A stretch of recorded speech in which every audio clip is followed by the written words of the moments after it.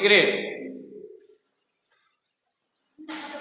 Integration I equal to dx upon x plus 1 x square plus 1 ना तो 1 upon x plus 1 x square plus 1 equal to a upon x plus 1. अच्छा, this is rational function. Irrational function having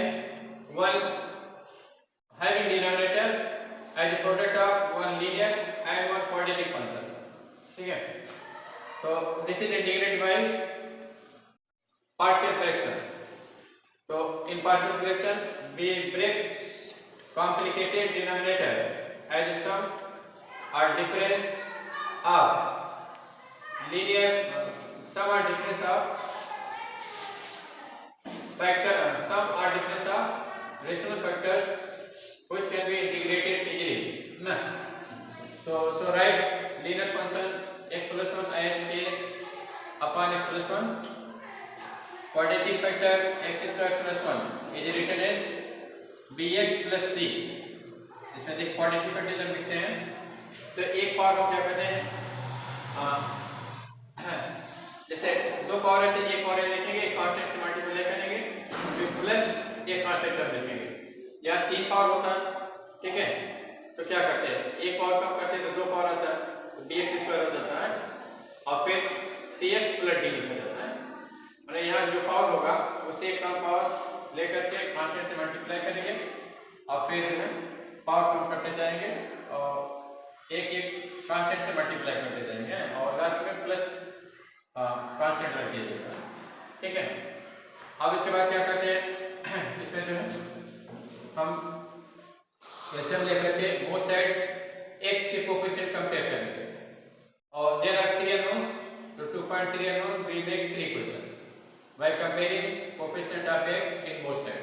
ठीक, तो देखिए इसमें x plus 1 लिख दीजिए और फिर x स्क्वायर प्लस 1 और फिर देखिए ये इससे मल्टीप्लाई हो जाएगा और ये फैक्टर इससे मल्टीप्लाई हो जाएगा तो क्या हो जाएगा a x square plus 1 plus bx plus c फिर x प्लस 1 हो जाएगा अपॉन हो जाएगा x प्लस 1 फिर x स्क्वायर प्लस 1 ये कर देगा तो 1 इक्वल टू क्या हो जाएगा ax स्क्वायर प्लस c फिर प्लस c.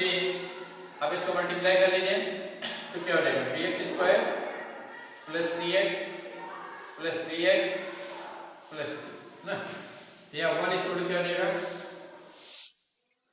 अब देखिए ax स्क्वायर का टर्म एक यहाँ पर है एक यहाँ पर है तो दोनों को इकट्ठा कर लीजिए ax square plus bx square, x का टर्म एक यहाँ पर एक यहाँ पर है तो bx प्लस c ना, और कांस्टेंट टर्म आपका एक यहाँ पर है एक यहाँ पर है a प्लस c. ठीक है, तो ये कांस्टेंट टर्म हो गया. अब 1 equal to a x square common ले लेते हैं a प्लस bx स्क्वायर और b प्लस c x हो जाएगा और प्लस a प्लस c. ठीक है, तो ये आपका equation number 1 comparing coefficient of x in both sides by comparing coefficient of x in both sides we form 3 equations in ABC and solve them simultaneously, then we get value of ABC. So comparing coefficient of x in both sides. ठीक है, तो क्या हो जाएगा coefficient of x square in right side is a plus b and in left side no terms of x square, so coefficient is 0. In right side coefficient of x is b plus c, right side b plus c. In left side there is no terms of x, so it becomes 0. और coefficient of constant term in right side is a plus c, in left side it is 1, so a plus c is equal to 1 ना. So there are 3 unknowns and 3 equations. By solving these 3 equations, we can get value of ABC.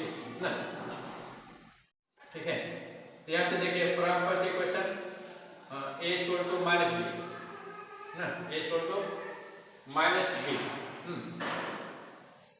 From the putting value of a in third में value रख देते हैं तो क्या हो जाएगा putting value of a in third तो हो जाएगा minus B plus C equal to 1 equation number 4 ठीक है।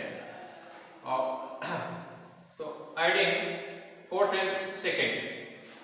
और सेकेंड इक्वेशन पॉइंट कर लेते हैं तो सेकेंड प्लस फोर्थ तो क्या मिलेगा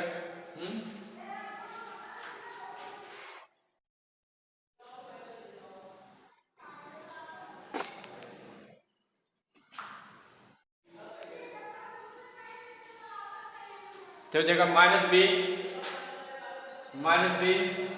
plus C 0 B plus C 0 और minus B plus C equal to 1 ना। तो जब ऐड करेंगे तो minus B plus B cut जाएगा सी प्लस सी टू सी हो जाएगा 1 तो सी इक्वल टू हाफ हो जाएगा ना। और अब सी की वैल्यू रख देते हैं putting value of c in second and third तो putting value of c in second and third तो इसमें रखें क्या हो जाएगा b plus c 1/2 equal to 0 तो यहाँ से b equal to minus half हो जाएगा। अब इसे वैल्यू लिख दीजिए तो a plus c 1/2 equal to 1 यहाँ से a इक्वल टू जाएगा 1 माइनस 1/2 तो यहाँ से a इक्वल टू हाफ हो जाएगा ठीक है।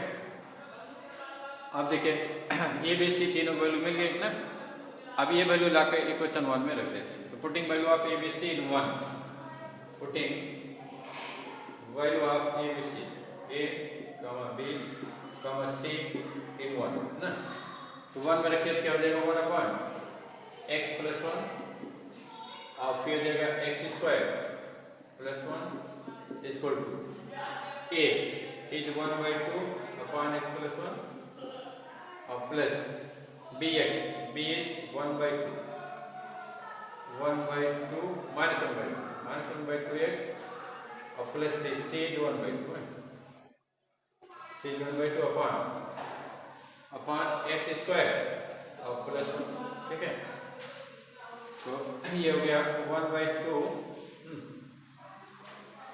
कॉमन हो जाएगा 1/2 एक्स प्लस 1 और फिर प्लस यहाँ पर 1/2 कॉमन ले लेते हैं तो हो जाएगा x upon x square plus 1 ना ठीक है। अब जो है टर्म को अलग अलग कर देते हैं यहाँ पर ये टर्म आपका माइनस हो जाएगा ठीक है।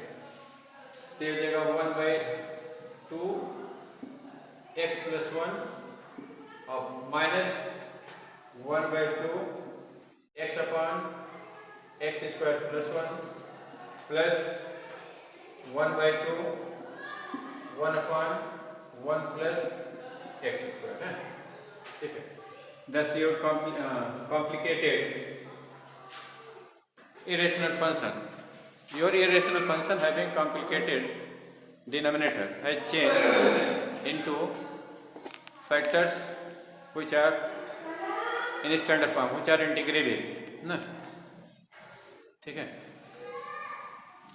तो ना इंटीग्रेट तो ये देखो 1 अपॉन एक्स प्लस 1 और x square plus 1 dx equal to 1/2 integration dx upon x plus 1 ठीक है और minus 1/2 integration x dx upon 1 plus x square plus 1/2 integration dx upon 1 plus x ठीक है। तो कितना हो जाएगा ये 1/2 ये log 1 प्लस एक्स ना माइनस 1/2। अब इसमें क्या करें इसको t मान लेते हैं इसको t ले लेते हैं तो t equal to 1 plus x square तो dt by dx equal to 0 plus 2x ठीक है। यहाँ से dt by 2 equal to x dx ना, ये वैल्यू इसमें ला कर रख दीजिए। तो हाँ प्लस तो जगह माइनस, अब इंटीग्रेशन f dx की प्लेस पर dt बाई 2 लिख देते हैं, dt बाई 2 और 1 प्लस एक्स स्क्वायर पावर में t मान लिख दीजिए और फिर plus 1 by 2। This is the integration of tan dx upon integration dx upon 1 plus x square tan inverse x, tan inverse x ना, tan इनवर्स x लिख दीजिए।